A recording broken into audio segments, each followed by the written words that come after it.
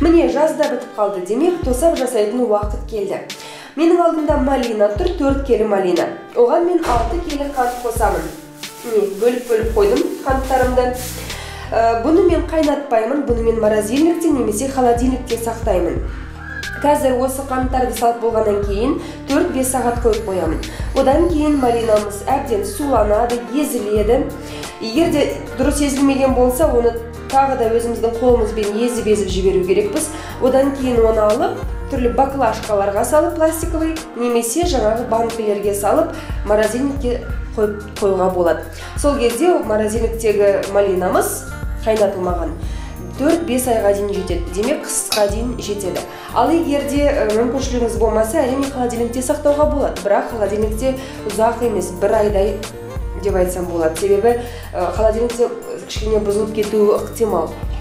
Сондықтан мен өз басым қайнатылмаған малинаны жақсы көремін, холодильникте сақталған, жаңағы морозильникте сақталған малинаны жақсы көремін. Міне, қараңыздар.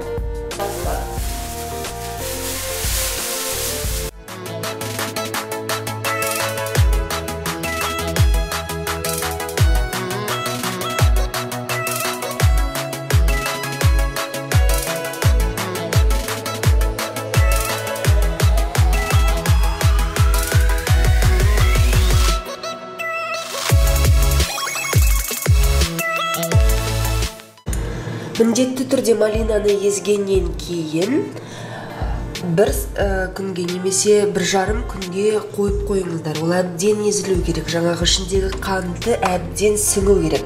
Содан кейін ғана барып ыдыс-ыдыстарға құйыңыздар. Сол кезде міне мысалы 2 апта өтті, 2 аптаның ішінде де бәрібір әлі қараңыздар. Жұмсақ. Морозильникте де қатты қатпайды.